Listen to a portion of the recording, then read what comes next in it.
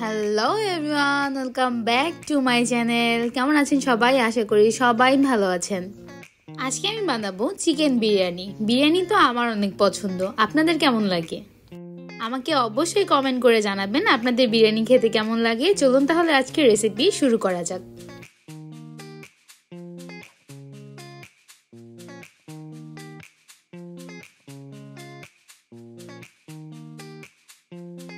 নিয়ে নিয়েছি 1 কেজি মুরগির মাংস। আমি রেগুলার সাইজে কাট করে নিয়েছিলাম মাংসগুলোকে। এখন দিয়ে দিচ্ছি 2 চা চামচ পরিমাণ লবণ আর হাফ লেবুর রস।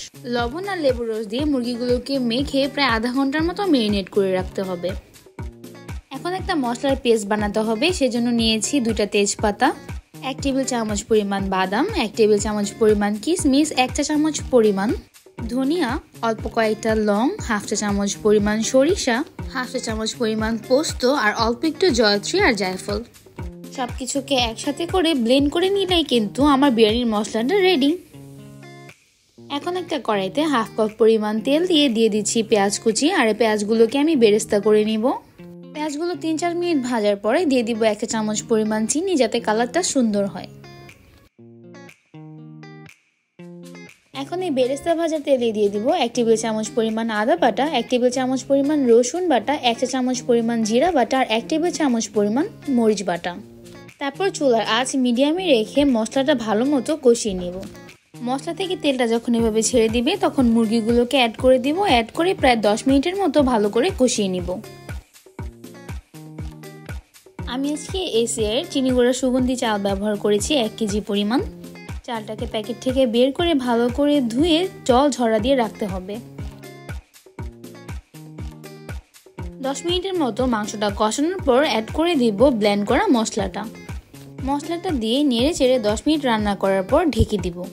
ঢেকে রান্না করব 15 মিনিটের জন্য। 15 মিনিট পরে দিয়ে দিব 1 চা চামচ পরিমাণ লবণ। লবণ দিয়ে ঢেকে দিয়ে রান্না করব আরও 15 থেকে 20 মিনিটের মতো।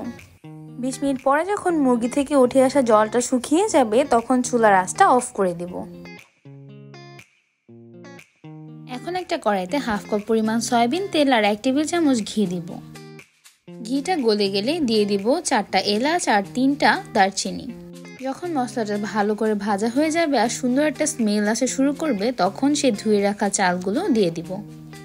চালগুলো দিয়ে চুলার আঁচটা মিডিয়াম রেখে ভালো করে নেড়ে চেড়ে চালটাকে ভেজে নেব সুন্দর একটা গন্ধ আসা পর্যন্ত। আমি প্রায় 4 থেকে 5 মিনিট চালটা ভালো করে ভেজে নিয়েছি। ভাজা হয়ে গেলে দিয়ে দিচ্ছি 2 কেজি পরিমাণ জল। আর এখানে অবশ্যই 2 কেজি পরিমাণ জলই ব্যবহার করবেন, কারণ প্যাকেটের চালগুলো কিন্তু সবসময় পুরনো হয়ে থাকে। এই সময় কিন্তু চুলার আঁচটা হাই থাকবে, আর আমি আজকে ঠান্ডা জলই ব্যবহার করেছি। জলটা ফোটা শুরু করলে দিয়ে দিব 2 চা চামচ পরিমাণ লবণ, আর আপনারা আপনাদের স্বাদ মতো ব্যবহার করে নেবেন।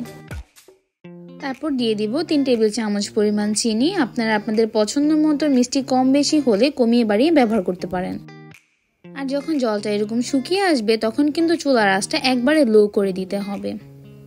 এখন অ্যাড করে দিচ্ছি 1 কাপ পরিমাণ লিকুইড দুধ। দুধ দিয়ে ভালো করে নেড়ে চেড়ে ঢেকে রান্না করতে হবে 2 মিনিটের জন্য।